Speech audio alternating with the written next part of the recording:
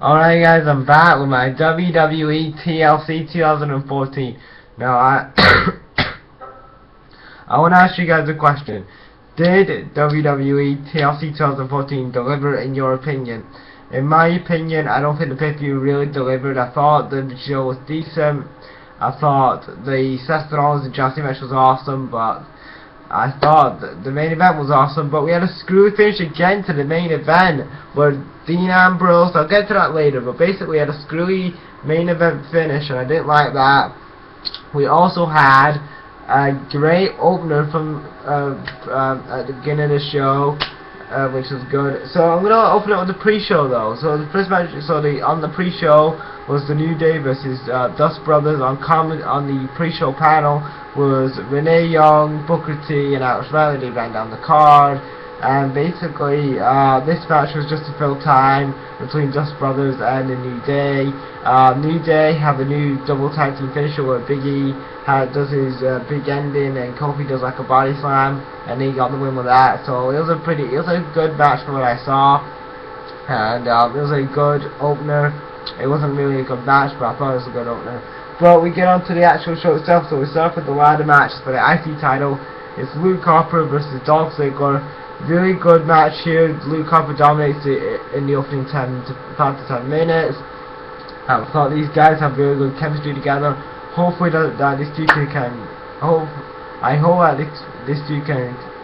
continue going into Royal Rumble and WrestleMania season, because these two guys do have chemistry together, and I think that these guys, if they had more time on the show and wasn't put on, it's kind of like, you know, like as a curtain jerker, like as the beginning of the show, if they was brought on maybe at second to last, maybe another pay-per-view, they would have probably stole the show. But basically those guys, Harper and Ziggler, they was told, you gotta steal the show, you gotta open the show red hot, and basically you gotta deliver for the opener. And I think they did that. Luke Harper dominated Dolph most of this for, like I said, the beginning of the match. Turning at the middle of the match, Dolph to get some offense and hit a DDT off the ladder. I thought that was good.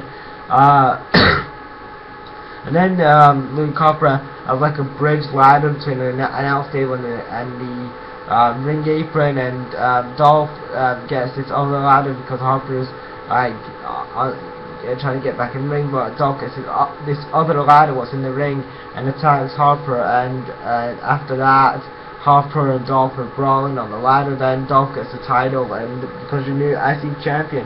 I thought this was a really good opener. Like I said, Luke Harper and Dolph really shined here.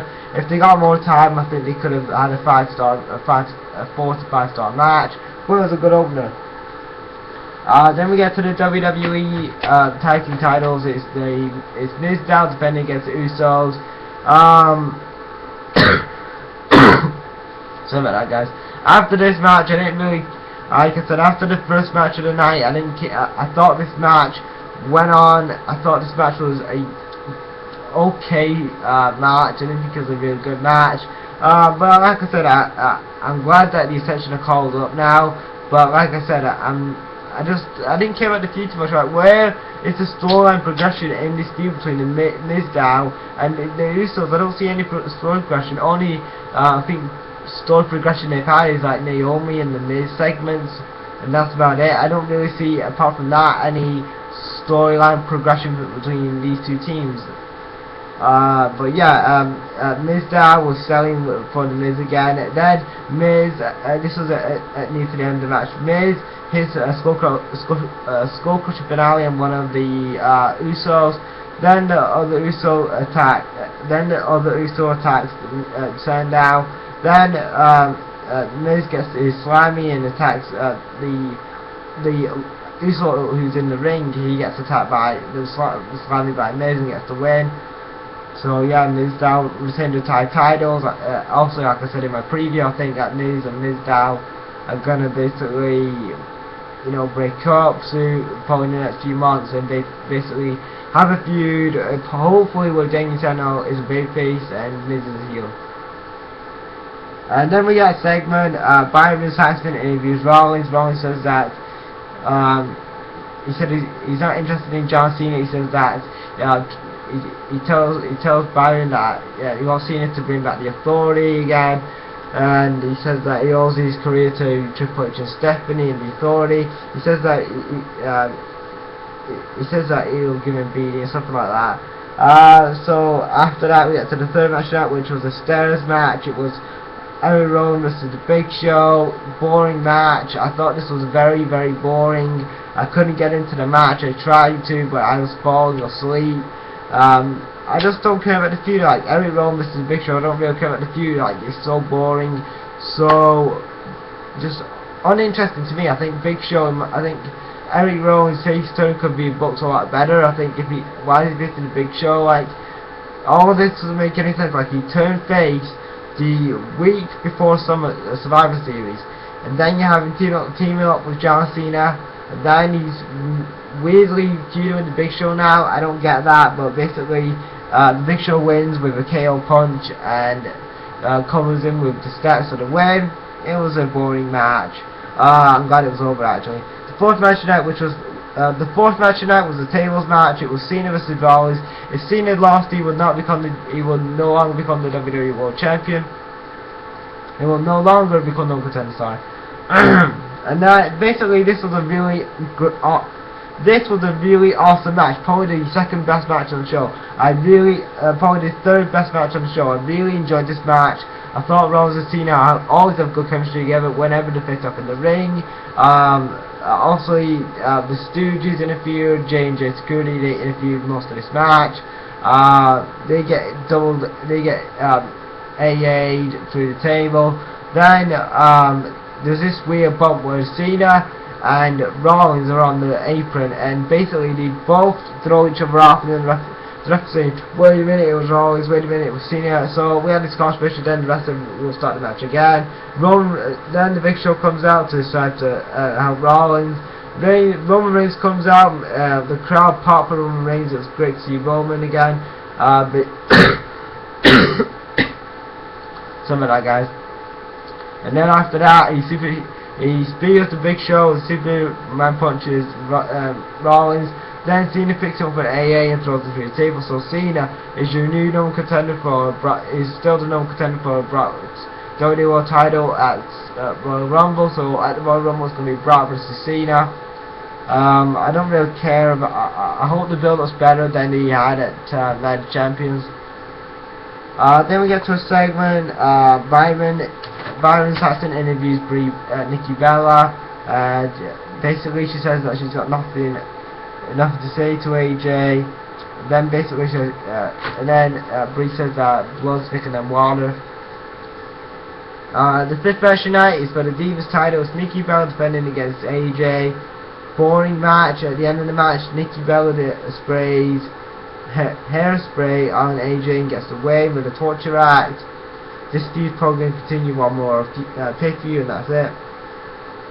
And then Tom Phillips interviews Roman Reigns, and Reigns says that last month at Survivor Series he said that he was going to return this month and make an impact. He says that he made an impact tonight at TLC, but at the Royal Rumble he's going to make a bigger impact at the Royal Rumble. So also he's telling you there basically he's going to win the Royal Rumble.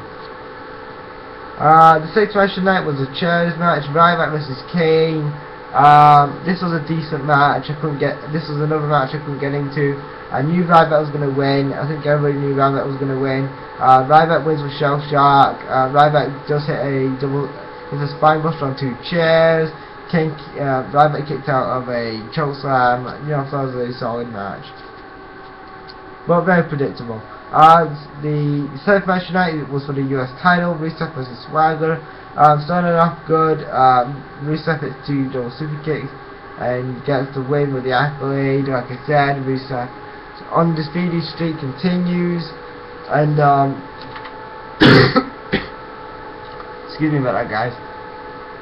And I'm wondering now, who would Rusev feud with now? Like, now he's faced Swagger twice, and now he's faced all these other guys twice. Who is the right person to face? Maybe a Sami Zayn when he's called up, or maybe an Adrian Neville. I don't really know, but yeah, I have to wait and see though. Then the main event was Bray Wyatt versus Dean Ambrose in a TLC match. This was the best match on this was probably one of my favorite matches on the entire show. Basically, you know, Bray and Ambrose. Probably, you know, this match was in my top 3 favorite matches of the night. With it was up there with like Dolphin Harper and Cena Rollins, and you know this match. This match was better than the other two, but really good here. Bray gets put through a table. Bray puts Ambrose through a table. Then Ambrose puts Bray through the announce table. He puts him through some normal tables. They brawl on the outside for a bit. Bray kicks out Sister Abigail. Then Bray kicks out of the Dirty Deed. Then Ambrose kicks out of the Sister Abigail. Then at the end of the match we have Bray Wyatt. We have Dean Ambrose gets his TV monitor, and basically he's trying to hit Ambrose over the head with Bray over the head with the TV monitor, and basically Bray gets the TV monitor. Before it hits Bray, it explodes in Ambrose's face, so you cannot see. So Bray wins with it, hits his sister Abigail and gets the win. After the match, the doctors were checking on Ambrose, and that's how we ended TLC. I thought TLC this year was an okay show. I'm going to give this an okay show. I thought the 3 matches I mentioned were really good. The 3 matches I announced, the 3 matches that I talked about were really good.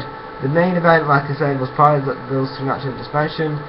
Basically, the rest of the show was just filler or predictable or just okay. But that's basically it, guys. That is my WWE Tables Ladders TLC 2014 review. Hope you guys like this video, and leave your thoughts on TLC 2014 in the comments. And thanks for watching, guys. Brag out.